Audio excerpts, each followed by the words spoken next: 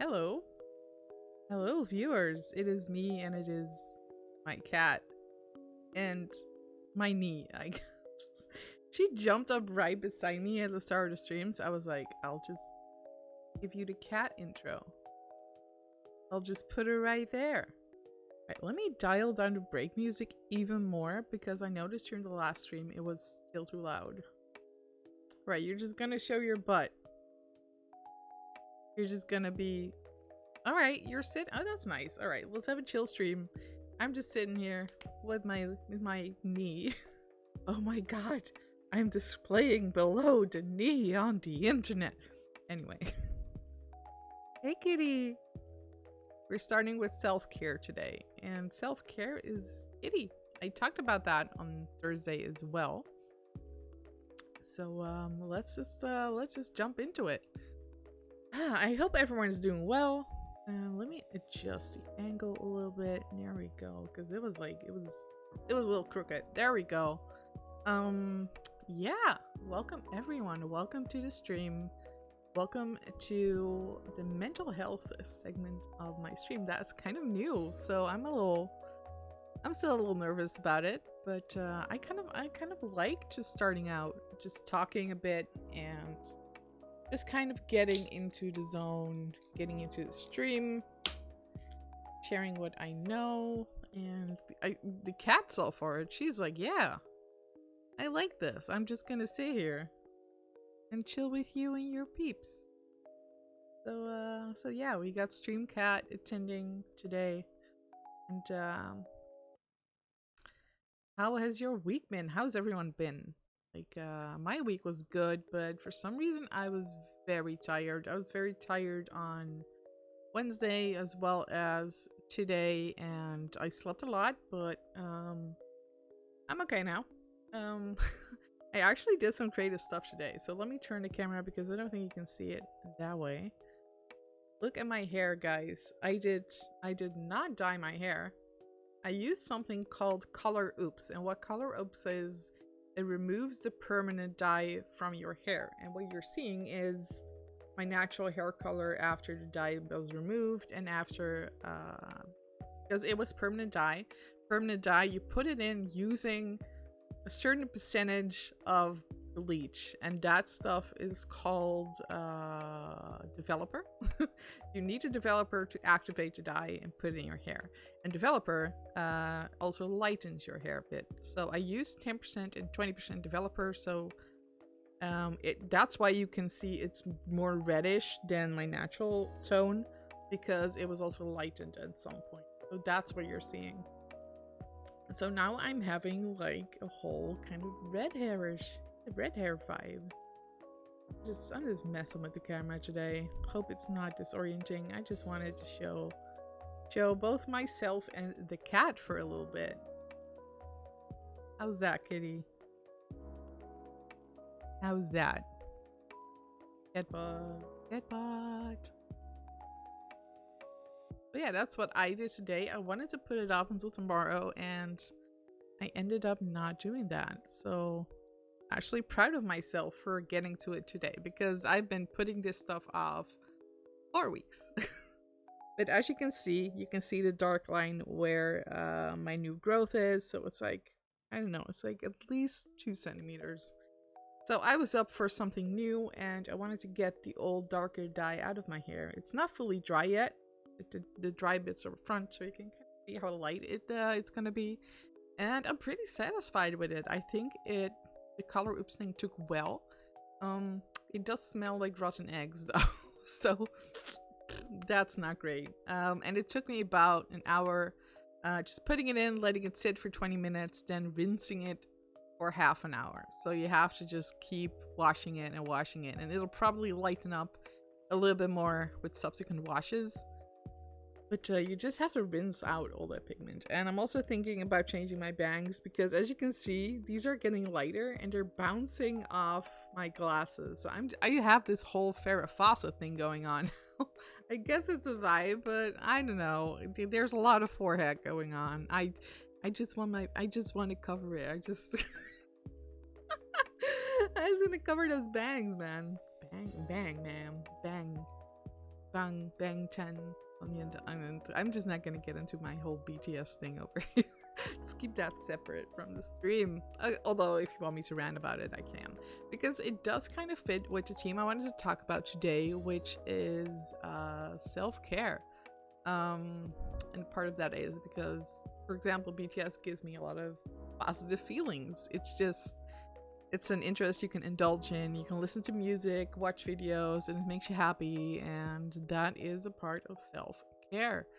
So I wanted to talk about self-care because it's such a huge topic that comes up a lot, and especially the past year in quarantine and lockdown. And there's a lot we can talk about. So let's start. So what is self-care? Let me pull up my notes because guys, sorry, folks, I'm trying to be gender neutral. Folks, I'm prepared. So what is self-care? Now, just in the definition, it's taking care of yourself. But I feel like in pop culture and just in the media and lots of inspirational internet things, we are getting different versions of self-care. So one form of self-care you might say is has to do with like spoiling yourself. So eat nice food, eat chocolate, eat cake, eat ice cream, have a drink, have some nice food, have some nice drink, and that all is fine. Like if that makes you feel better, that's definitely a way to go. But one of the problems with it is that it can go too far, right? And there's a component to self-care that I learned in therapy, and that's called self-soothing. And these are not the same thing, and that is for me and most people, it's still very hard to tell the difference. Because sometimes you also need kind of the self-soothing, even though, you know, in the long term it's not gonna really help much. You still want to like eat that ice cream. You know it's soothing because it makes you feel good. It's not going to solve your problems, and you also don't want to eat ice cream all day every day. It's not good for you. Not good for your teeth, and not good for, I don't know, your heart, your veins. I don't don't eat ice cream all day. That's what I'm saying. I am gonna hydrate with Coke Zero though. Not sponsored. Don't worry, not sponsored. Um So for me, that is the biggest difficulty with self-care, is trying to determine what is self-care and what is self-soothing. Let's say you are feeling really bad and you spend all day just sleeping. Like a lot of people would say, hey, that's depression. But you could say, hey, it's self-care because this is the only thing that makes me feel good right now. Or you could say it's self-soothing because you are soothed, like it calms you down to do it, but it doesn't really fix anything. Kind of like you're doing it.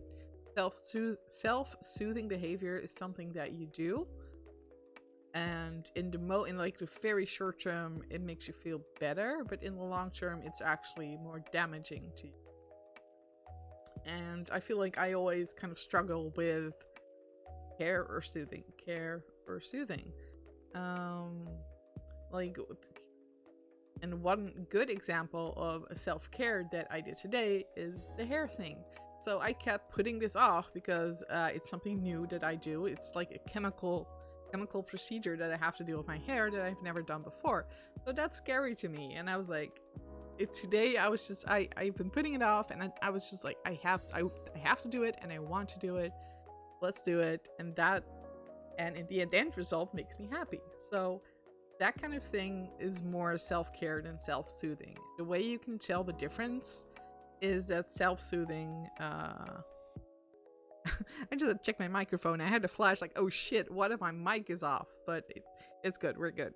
The mic is on. No red alert. All right. So I think the big difference you can tell between self-care and self-soothing is that self-soothing is always fast. It's like a quick payoff. I'm looking for the English word. Sorry. It's like a quick hit. You know, it's like it instantly feels good, and you're just like, ah, oh, what a relief. Whether it's food, drink, sleep, playing a video game, binging your favorite shows, just scrolling on Facebook, like whatever it is, if it makes you feel soothed and it's also something that you can do really fast, then it's often in that category. And self-care is usually more complicated. It takes more effort, but it also has a long-term positive effect. Like the good feelings that you get from the self-care will last longer and will help your overall happiness in the long term.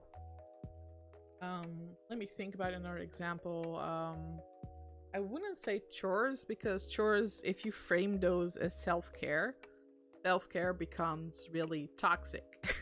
That's another topic that I want to dive into, that we are also sold self-care as a way to solve all of our problems and something that we somehow have to do. And I'm also not super super into that.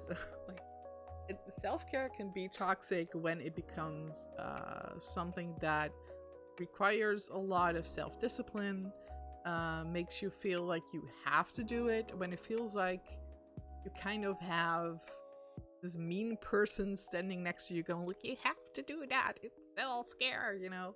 So I would really discourage you from framing things like chores as self-care. Even though it does make you feel better when you're done and it does have long-term positive effects, it's not necessarily self-care, because it's just, chores are one of those annoying parts in life that we all have to do. Nobody likes doing it. There are a rare few people who do like doing it. Bless you. The rest of us are really envious.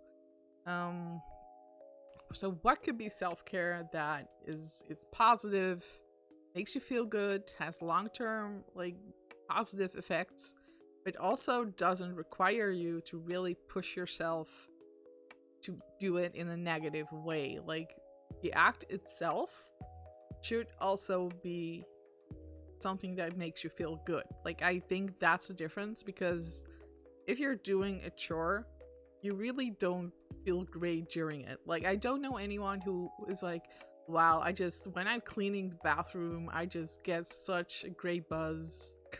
Nobody who's like in like the bathroom, the toilet, like with the brush, going like, oh man, this is the best thing ever. No, nobody does that. So but then you have, that's not self-care, that's chores.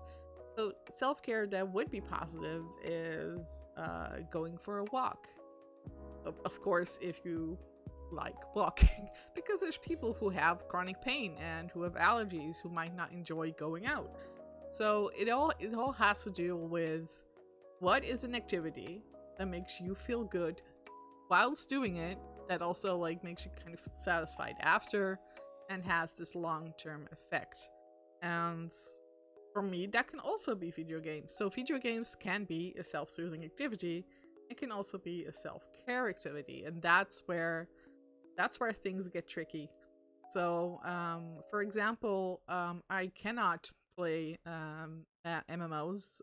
What is it? Massive multiplayer online, especially MMORPGs, because I get really addicted to those. Those games have a kind of built-in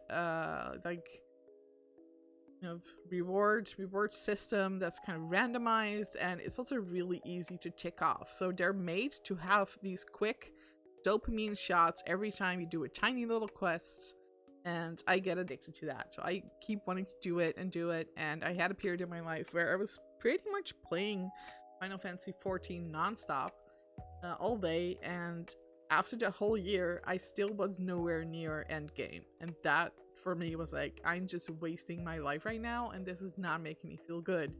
So since then, I told myself I can't play these kind of games the same way that alcoholic cannot just have a drink, right? But other people enjoy those games, and for them, it might be self-care to just do this thing that makes them feel happy, that makes them feel good in the long run, that kind of calms them down. Whilst for me, it will be self-soothing, because it's like a quick hit to get that kind of feel good, but it doesn't calm me down in the long run. It actually creates this kind of stress and addiction and wanted to go back into the game. So that's a little bit about self-care versus self-soothing. let me have a drink. I'm not this whole talking is so new and it's fun, but it's also scary. I'm just gonna pet my cat for a second. Hey? Hey, kitty.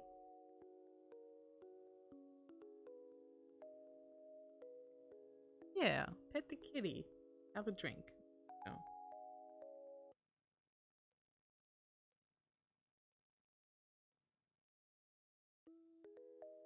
I did not want to delete the note. There we go. Talking points.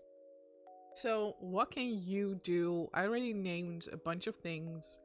Um, if this is something like you really seriously want to figure out for yourself, I would say make lists of what would be self-care for you and what would be self-soothing. Like I described before, hey Big Will, welcome to the stream. How are you doing? We're talking about self-care. So be sure if you wanna share something, you don't have to, you definitely can. So like I said, what can you do is to kind of try to differentiate between pet cat. Yes, pet the kitty. She jumped on the couch like right when the stream started. So I was like, I will just put the camera on the cat and me. Now she's kind of pissed off. She's like, all right, I want to lie here, but you do need to leave me alone now. It's cat body language. She's like, no.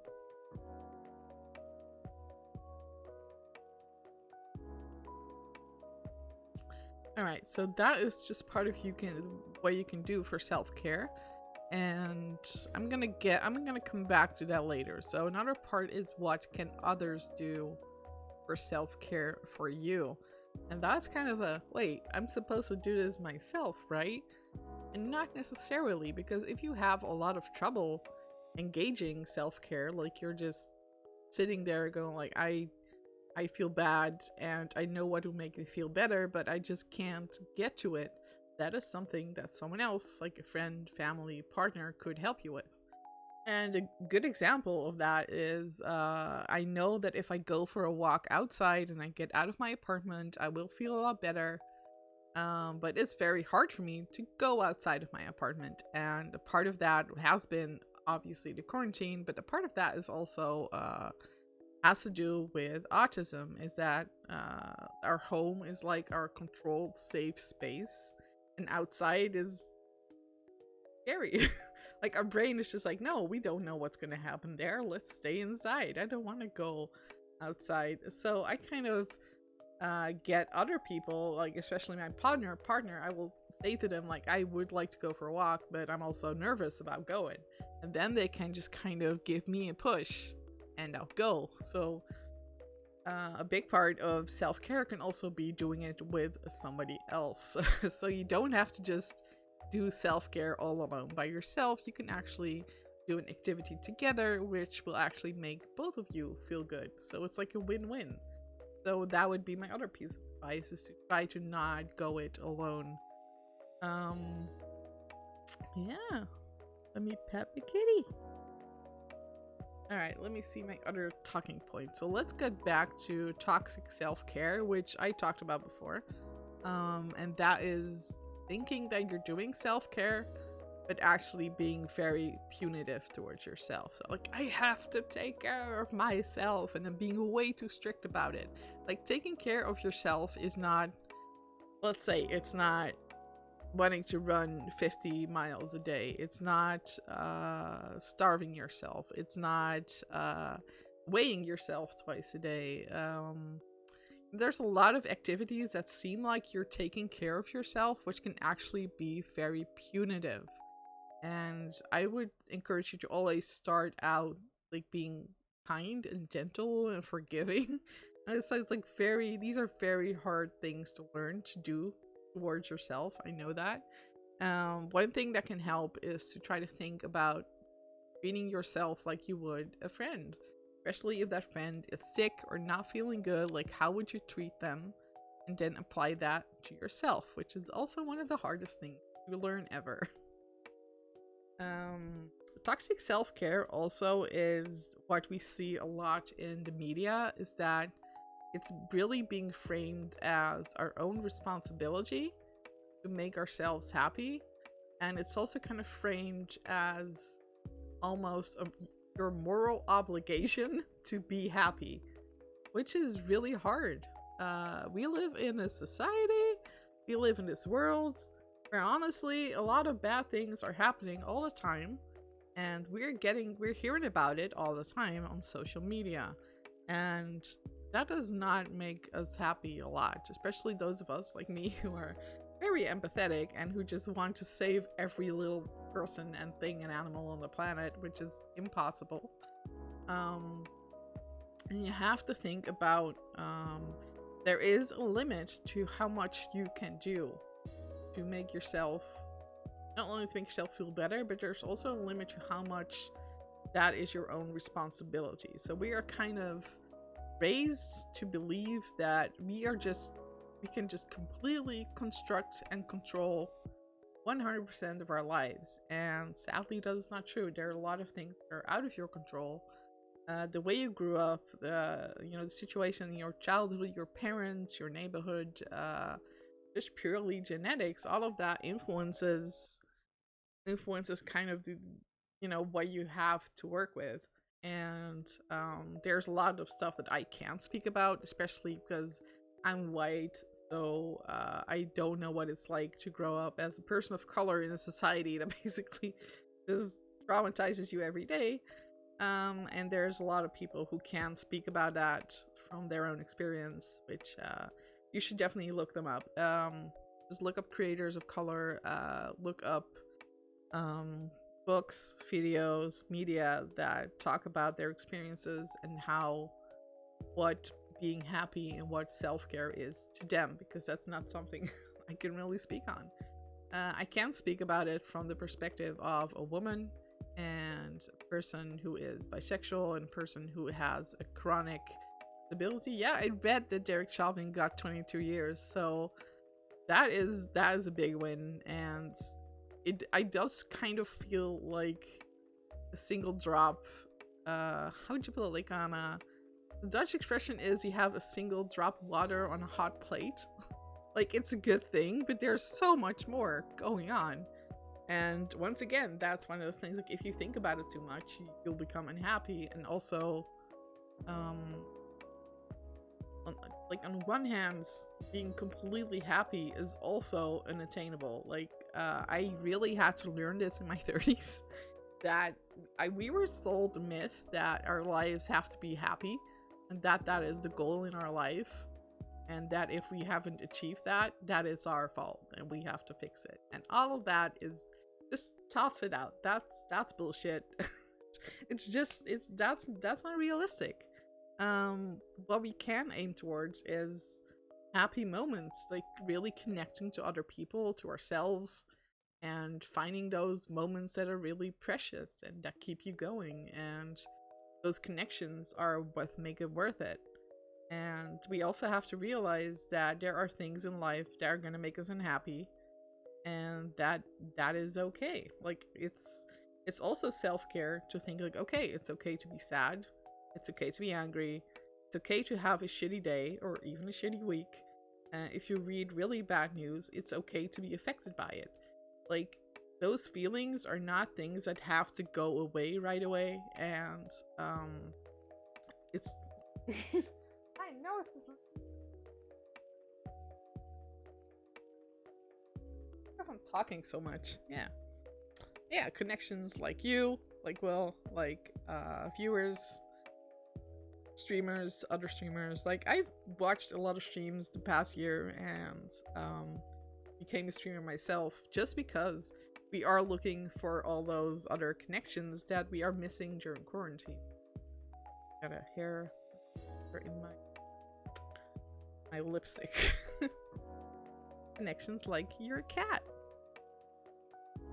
And excuse me, she was meowing. What are you doing? What are you doing, honey? Look at her hair. What's up?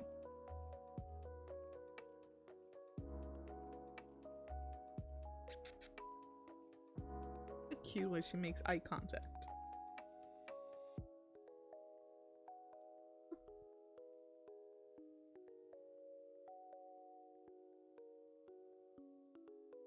Yeah, so like for the topic of toxic self-care, I would say don't buy into the myth that it's all your responsibility to fix everything.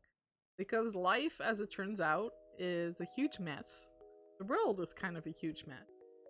Most of the people you know are a huge mess, and if you think they are not, they're probably hiding it. We're all just like, we're just trying to, I don't know, get through this fucking mess.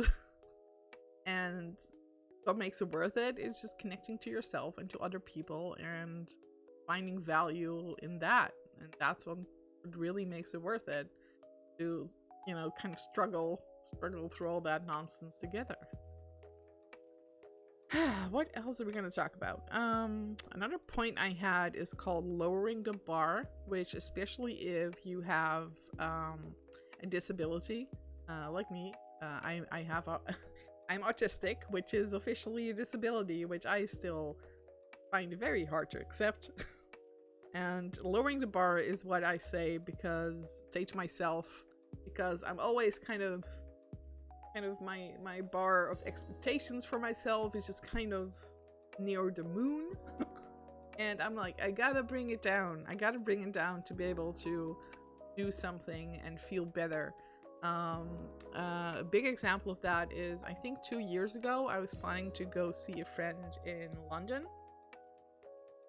Yeah, it is a disability and ableist society, but I also feel like some parts are disabling, such as executive dysfunction, which just literally disables you from doing things. So I find that very frustrating.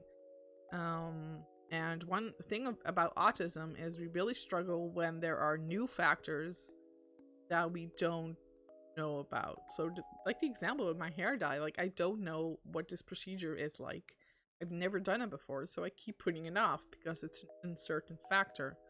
And especially in that kind of thing, you want to lower the bar. So 2 years ago, I wanted to go see a friend in London, and I added way too many new variables. So the new variable was I was going to stay at her place where I've never been. I'm going to meet her partner who I've never met. I was also going to go by train instead of airplane to London, which I've never done. So train, scary, never done that. Then I was also going to go to Drag Con UK, which I've never been, and I was going to go by myself, which is also scary. So this was actually a huge undertaking, and I was really excited about it. That actually on the day I was supposed to leave, I had a complete meltdown. Like I was frozen, I was dissociating, and I was crying, and I don't know what. I had a panic attack, and I called my friend. I was like, I can't do it. I have to cancel the tickets. I'm not gonna be able to come because I don't have anything packed. I'm just completely melting down. If I go now, I'm probably gonna hurt myself in traffic or something because I'm completely disoriented. So he was really disappointed but also worried, and this is a great example of me having set the bar way too high and having to lower it. So how could I have done this in a better way? Like, I think what I should have done, looking back, is just go to this friend by plane, which is something that I know, and that's it. The only new factor would be staying with her partner, and that's it. I've been to London before. I can find my way in the city. I really love doing that. I love finding my way by myself in the city. But that would be the only new factor, and it wouldn't have been so big and scary, and I would have been fine. And this also applies to, I think, to smaller scale stuff.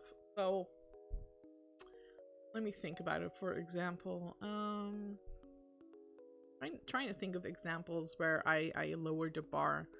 It would be something like that. Let's say I have a social engagement. I'm going to a board game meeting for the first time in 1.5 years, and even just thinking about it right now, my brain's like, oh, I want a cute outfit, and I want to bring these games, and I want to do this, and I want to do that. And then I'm like, I'm already building it up too much. So what would self-care be? Because this social event I know is gonna make me happy. I know I like being around people and I want to see them again. And I also know it's scary because we've been in quarantine for a long time and I haven't seen these people in ages and I haven't been around people in ages, so that's also going to be intense. So what can I do? I can be like, all right, it doesn't matter what I'm wearing. Doesn't matter what my face looks like. I don't have to like look perfect. I'm not going on a date. By the way, you can also lower the bar for a date, you know? Fine. Not bring any board games, just lower the bar. Make it as easy as possible for yourself. Do a thing that you want to do. Lower your expectations for yourself. Take away the things that you think you have to do in order to get to that point, to that thing you want to do. So that is my talk about lowering the bar. It's probably kind of come up a few times more during these talks because it's one of my central mottos and one of the things that I have to keep practicing on. So I definitely want to keep talking about it so I can bring along you guys, you folks. I'm trying to stop saying that word. So I can bring along you folks to that journey. So my final thing I want to say, and it's also kind of my conclusion, is that it's okay to be weird. It's okay to do things in whatever way you want. If it's 4 a.m. in the morning and the only thing that's going to make you feel better is to stand outside for 5 minutes and do a little dance, why the fuck not? Like, just be weird. If you want to eat toasted sandwiches with, I don't know, some weird topping combination, you want to eat it with cheese and chocolate, Nutella, I don't know. If that makes you feel better, go do it. Like, don't care about what it should be like, what you should look like, what you're supposed to do. Just be weird, man, woman, person. Just be weird. It's fine. Like, that's one of the things that I think it was a Tumblr post that I read somewhere. Like, if you don't have the energy to make a sandwich, you can just eat the separate parts. You can just eat bread and cheese, ham, and you don't have to assemble the thing. If that's also part of lowering the bar. But if you think it's weird, but if it helps you, oh, fuck it, screw it, be weird. Yeah, let's all be weird. That is my conclusion for today. It's okay to be weird. We're all weirdos here, and we're all just trying to get through life one step at a time. All right, that concludes my TED talk for today. The cat has disappeared, so let's focus back on me and my lightened hair. It's something.